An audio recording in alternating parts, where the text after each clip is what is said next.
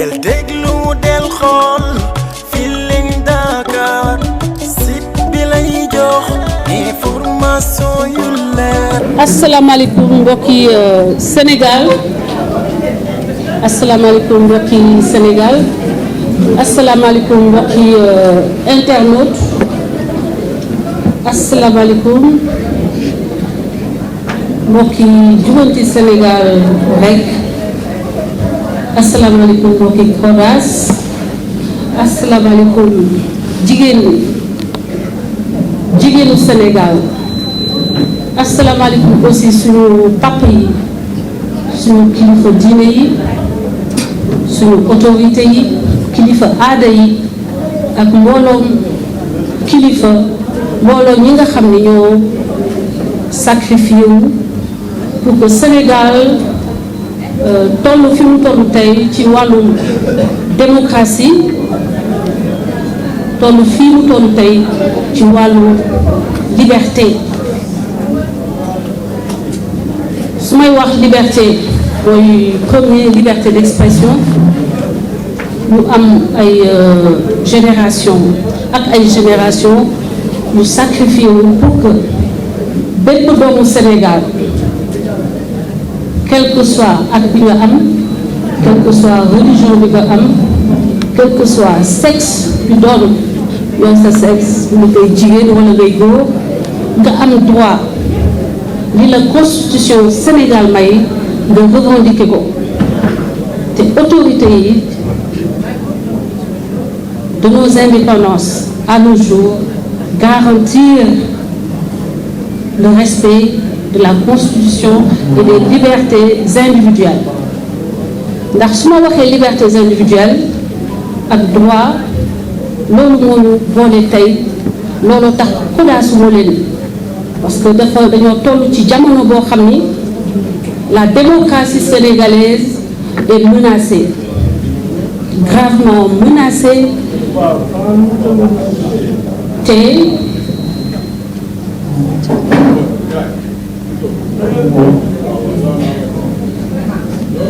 li ko menacé du leneen lu dul doomu Sénégal buy yóotu nguur gi doomu Sénégal bu bëgg jiite Sénégalais yi mu nekk doomu Sénégal bu nekk ci opposition bi ànd ak ay ñooñam ñu ne Sénégal kenn dootul wax sa xalaat kenn Sénégal dafa am citoyen yoo xam ni ñëw di doole amatul droit porter plainte parce que noonu laa ko mën a résumer ki ñu dajale fi tey di Adji Raby Sarr nekk citoyenne sénégalaise xamul feneen fu dul Sénégal amul beneen citoyenneté bu dul Sénégal génn àttu autorité réewam ñu ne ko doog fi waxee kenn du la déglu kenn du faale kenn du la jox say ak say yelleef ndax ki ñu ko sekkal dafa bëri doole ki ñu ko sekkal moom daanaka dafa sell dem nañu ba ko tuddee ku sell ki donc loolu blasphème boobu ñu bàyyi ko ak ñi nga xam ne ñoom ñoo koy wax. ma bëggoon ci njëlbeenu waxtaan bi féliciter remercier et féliciter ñëpp ñi nga xam ne ñoo permettre Kodas mën a exister ba tey jii.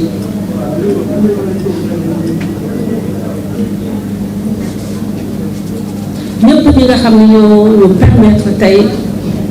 ñu mën a toog ba tey di wax suñu xalaat ci lii nga xam ne moo fi jotoon a xew au mois de mars. Silence dans la salle. Est-ce qu'on peut permettre à Hélène de faire sa conférence? Merci. C'est bon, vous m'entendez?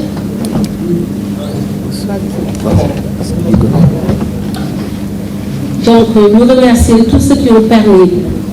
que ce combat ait pu être porté jusqu'à nos jours. Parce que bu ñu delloo ci njëlbéenu Kodas dañoo xoxataloon maanaam dañoo harceler sénégalais yi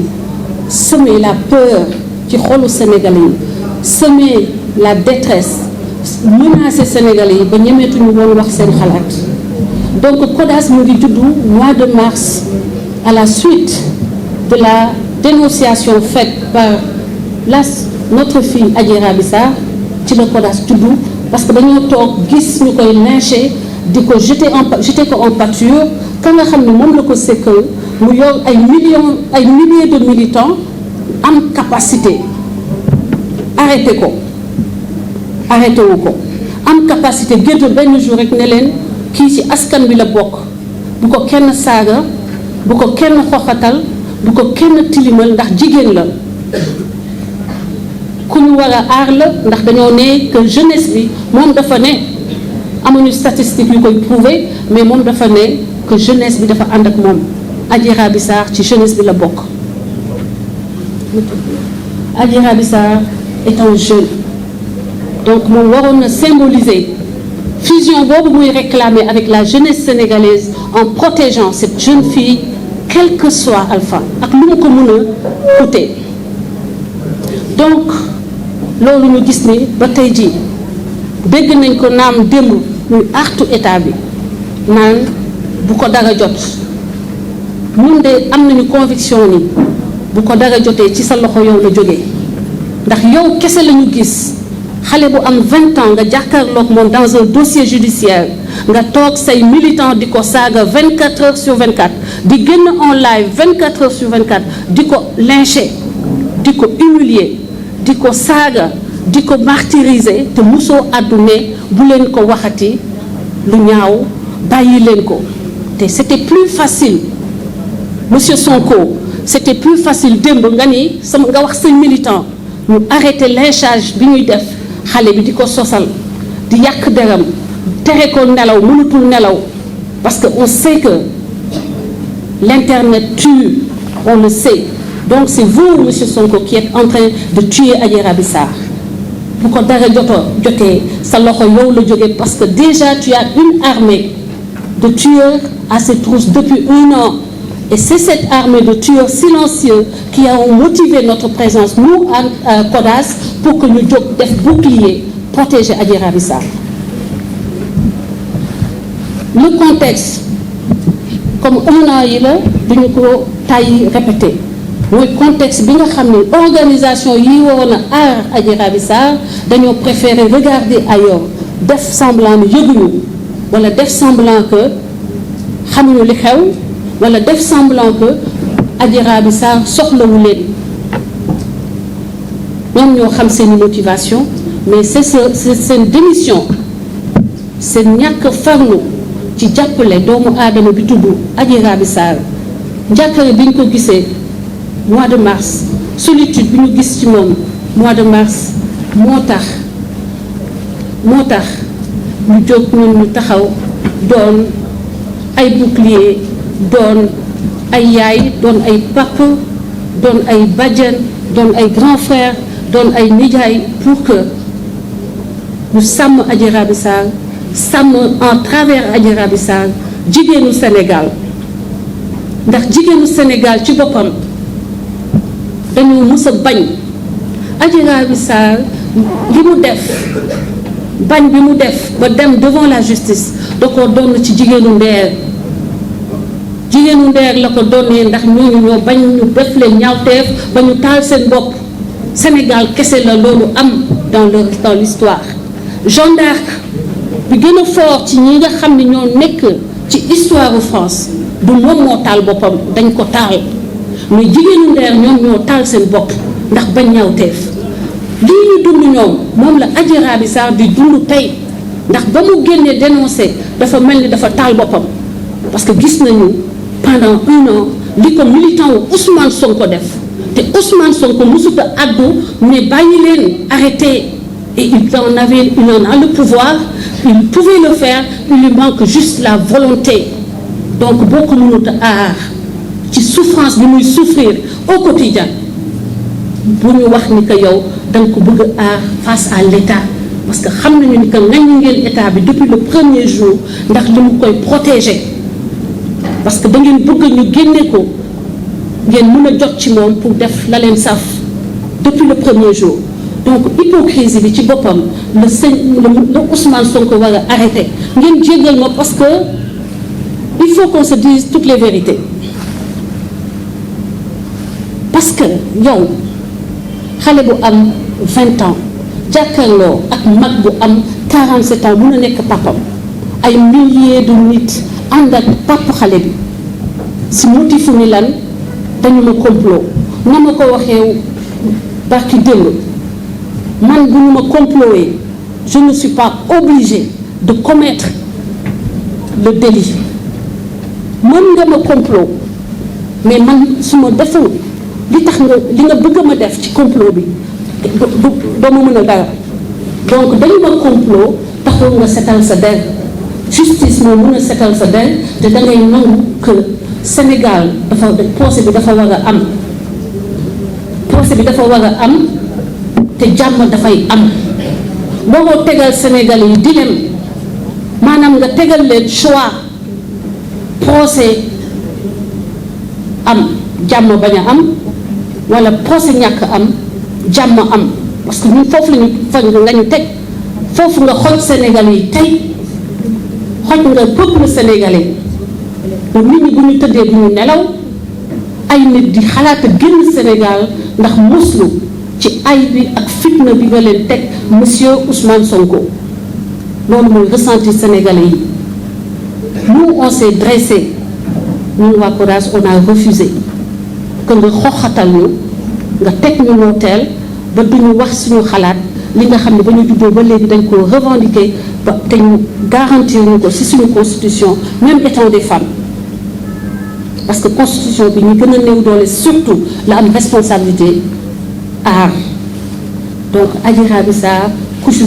dafa génn ci double couche vulnérable muy jigéen di séeréer troisième bi muy ndaw donc sa agression bi Ousmane Sonko def ci Adji Raby Sarr da ko def à l'ensemble de la jeunesse sénégalaise à l'ensemble des femmes sénégalaises et pire continuer dans le déni c'est renforcer souffrance u Adji Raby Sarr parce que yow nit bu la waxee ne yaa ma def lii yoon moo leen di àtte waaye waroo foo toll di organiser di manipuler nit ñi pour que nit ñi gëm ni que yow victime nga ngay profiter du fait que l'essentiel des Sénégalais mënuñu décrypter ton discours ngay manipuler les plus faibles d'esprit ma jox leen benn exemple mooy mbiru passeport diplomatique bi nga xam ne tegati na ko démb pour nax Sénégalais yi xamul loolu il faut ñu point yooyu il faut ñu toj ko pour leeral suñu xeex ñun dafa xeex boo xam ne dañ koo sanc ci dëkk député sénégalais boo gis am na passeport diplomatique première jabaram day am passeport diplomatique ñaareel bi am passeport de service donc Ousmane Sonko li mu leen woon démb daf leen woon passeport diplomatique bi nga xam ne li mu doon député moo tax mu am ko ba tey jii mu ngi nekk député immunité am la ñu yëkkati donc bu passeport am arrivé à expiration yéen ñi toog ci salle bi moom mu ngi nekk député ba léegi donc dañ ko koy renouveler parce que bu ñu ko koy renouveler wul day nekk violation droit am n'est-ce pas donc dañ ko ko renouveler parce que état bi bëggut a def ak moom lenn lu muy mënul salfaañe ay akam ak ay yelleefam mu ñëw xam na ko mais démb moom ba mu ñëwee di wax ak yéen da leen gëm lu que dañoo nangu passeport simple daal di ko jox lu gën a lu ëpp dayoo lu gën a am doole muy passeport diplomatique loolu yëpp ay manipulation yi muy def askanu Sénégal bi pour jaxase xelu nit ñi pour mën leen armer préparer leen feesal leen ak mer ak colère ak haine ba bu leen nee génn leen reyante ngeen génn jaay seen bakkan kooku mooy Ousmane Sonko gis ngeen manipulation yooyu base bi mu koy teg passeport diplomatique bi mu leen woon mënul tax mu génn Sénégal parce que passeport diplomatique bi du ko immuniser contre le fait que dafa nekk sous contrôle judiciaire et que bu yeggee frontière au Sénégal dañ koy wàññi xam na ko invité nañ ko Togo conférence bu mu waroon a dem bu dégg ngeen ko muy dox dox ñaxtu moom ak ay avocat am pour ñu delloo ko passeport am ba mën a tukki dëgg la déet waaye ba mu toogee ci yéen démb comme d'habitude Machiavel avec son esprit machiavélique dafa jël di nax ñi seen xel ñi dul jàpp ak ñi nga xam ne xëy na duñu gëstu pour gëmloo leen ni que dañoo jël bi gën a ñàkk passeport bi gën a soof daal di ko jox beneen bi ko ëpp doole loolu yëpp pour dugal seen xel ni que ku dafa am complot Macky Sall ngi dox loo xam ne yéen yëgu leen ko que mu ngi def diir ak Macky Sall loolu benn côté la loolu pour yàq xelu Adji Raby Sarr ak ñi koy jàppale pour que ñooñu ne comme état bi boobu mu ngi complot mu ngi diir ak Ousmane Sonko ci benn wet bi kon ñun du ñuy xeex ni ban sens la am ma ne leen loolu amul loolu ba tey moom la rek manipulation la rek cet esprit diabolique boobu nga xam ne matin soir day xool muy taalee Sénégal ngeen xam ni que loolu amul loolu manipulation bi mu jugoon ci côté Adji Raby Sarr CODAS maanaam nit ñuy jàppale Adji Raby Sarr c'est des millions de personnes beneen manipulation bi mooy par rapport ak bi nga xam ni dañoo ànd ak moom bu ko defee ñooñu mu gën leen dooleel pour wan leen ni que il n'est pas dans la mauvaise posture bu mu nekk actuellement et que en réalité état ba nga koy neexal moom mooy résister parce que dafa loxoom dafa set dafa wóolu boppam xam na ni amul lu muy reproché boppam il n'en est que rien loolu yëpp du dëgg boo leen ko xoolee xam ni jeex na boo leen ko xoolee xam ni xelam dalul boo ko xoolee xam ni dafa loof dafa sonn nelawul parce que gis nga la conscience mooy li nga xam ne boo tëddee guddi mooy jàkkaarloog yow te xam na bu baax la mu def fële entre les 4 murs de Sweet Beauté loolu nag la bañ sénégalais yi xam ko parce que bés bu ñu demee procès bu jàkkaarloog Adji Raby Sarr lépp dina leer looloo tax kémti laay kàttanam lay def pour dox ci xelu sénégalais yi victimiser wu gëmloo leen ni que état bi dans ce dossier état bi moo am lu muy perte état bi moo am lu muy daw état bee koy neexal mais yow bu fekkee ni yow yaa ngi génn di marche yaa ngi génne ay nit ñuy marche pour pétrole boo xam ne teguñu ci suñu loxo yaa ngi génn di marche pour malien yi yaa ngi àddu ci problème ñeneen yi yaa ngi wax ak waa Togo léegi loo tax yow sa bos bii ne këcc na jorul doo wax say militants ñu génn marche pour procès am boobu gënul gaaw yow sa xel dal na yaa ngi sa passeport diplomatique loolu loolu say avocat ñu dem di demander pour jox la possibilité nga voyager lan moo tax say militants di ñaxtu ci internet bi naan delloo ñu jot na waa ji nu ñu koy woowee sax jot na pro jot passeport am et ça dénote aussi du manque de professionnalisme et de rigueur parce que mënul sax déggante ak ay militants ñu wax mel son de cloche moom mu ngi naan mu ngi ñëw passeport bu mu tukki ay militants par centaine mu ngi def ay photo def passeport bind ni que ba ñu créé collectif di toppandoo CODAS collectif pour que Ousmane Sonko jot passeport dégg ngeen ko fii. Alors bu fekkee ni moom nee na amul problème mu passeport pourquoi ay militants di am collectif pour que mu jot ci passeport am voilà quand on n'a même pas la rigueur de gérer les affaires internes de son parti qu'on n'ait pas la prétention de gérer les affaires de 16 millions d'âmes maanaam les affaires du Sénégal te loolu laa wax depuis le premier jour que mënut a gérer un parti mënoo gérer Sénégal et il a démontré encore une fois hier qu'il n'en a ni le calibre ni les munitions. Donc aujourd'hui où en est-on fu ñu toll ci xeex bi fan la ñu toll ci xeex bi tey la ñu gën a déterminer parce que Sénégal bi dañ ko bokk Ousmane Sonko du ñu xañ jàmm Ousmane Sonko du ñu xañ le droit à la parole Ousmane Sonko du ñu xañ la perpétuation d'une république souveraine forte et juste parce que loolu lañu suñu ay yeneen doomu aadama xeex ba bàyyi fi seen bakkan donc loolu héritage boobu Ousmane Sonko tuuti na comme il aime bien le terme Ousmane Sonko vous êtes petit pour nous empêcher de préserver la souveraineté de cet État. Le drapeau sénégalais, le drapeau, cette République restera debout. Vous aviez le choix. Vous aviez le choix, on a toujours le choix. Da ngay dem Sweet Beauté xamoon nga ni da nga am ay militants yu la yaakaar yu cotiser seeni xaalis seeni sacrifice di la ko jox. Vous aviez le choix xamoon nga ko mais tu as préféré que sacrifice yooyu nga dem këtt ko ci jacuzzi Sweet Beauté. Maintenant il faut en assumer les conséquences tout seul. Parce que quand vous alliez à Sweet Beauté, Monsieur Ousmane Sonko, vous étiez seul. Et pourquoi vouloir que tey Sénégal yëpp war a jël c'est donc yow la responsabilité de vos agissements nocturnes?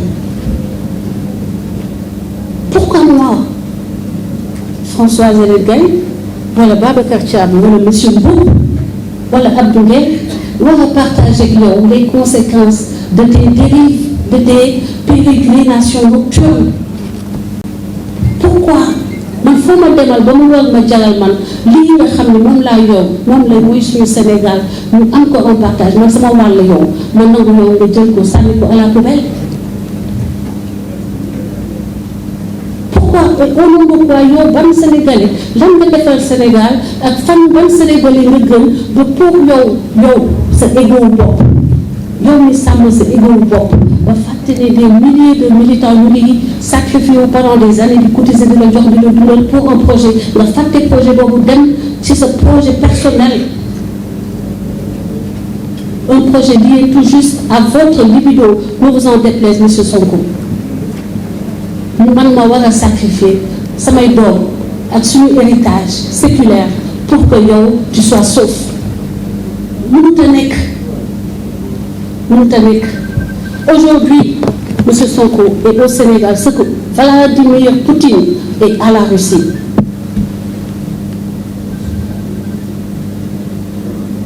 Le danger bi nga xam ne Vladimir Poutine moom la constitué pour la démocratie contemporaine, Ousmane Sonko moom la constitué pour la démocratie sénégalaise. Et la lutte xeex bi nga xam ne war nañ ko xeex contre agression boobu Ousmane Sonko bëgg def contre la nation sénégalaise. Ñun ñëpp chacun de nous góor ak jigéen nous avons la responsabilité de lui barrer la route comme le font aujourd'hui toutes ces grandes nations qui ont engagé moyens yi ñu am, quel que soit moyen, quelles soient sanctions économiques, sanctions diplomatiques, lépp li grandes nations yi def tey pour barrer la route à Vladimir Poutine, ñun Sénégalais dañ ko war a copier pour que ñu ni Ousmane Sonko stop. Il est temps qu'il s'arrête dans ses dérives égocentriques, parce que tout revient à monsieur Sonko. La terre tourne autour de monsieur Sonko, selon lui. Mais nous savons que ce pays-là, moom tuuti na pour que ñu jaxase ko, tuuti na pour que ñu remettre en question suñu existence démocratie, existence république. Parce que Sénégal dafa illustré wu dans la démocratie, l'exercice de la démocratie en Afrique. Mais li am Sénégal tey mësut am ci benn réewu Afrique. Recul boobu ñu duñ ko nangu. Ousmane Sonko, vous êtes un Sénégalais parmi 16 millions de Sénégalais. Vous avez maille à partir avec la justice, vous allez aller répondre, le Sénégal demeurera dans la paix et on donnera à chacun des deux parties ku ci nekk dinañ la jox say ak say yelleef et nous surveillerons le processus. La presse internationale sera là. Monsieur Sonko, yow, c'est des millions qu'on vous envoie depuis la diaspora. Vous avez le moyen de prendre des avocats de renommée internationale pour nous défendre ce dossier. Mais meeting yi ngay def pour que procès bana am comme bi nga def démb, meeting à huis clos avec tes journalistes acquis à ta cause mënuñu influencer Sénégalais yi comprendre nañu bu baax yaay kan ak lan ngay moytu wiiri wiiri jaari ndaari procès day am.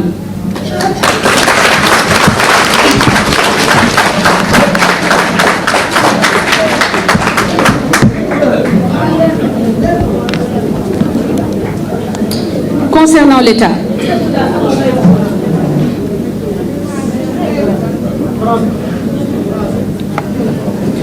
en français. del déglu del xool Feeling Dakar site bi lay jox information yu leer Feeling Dakar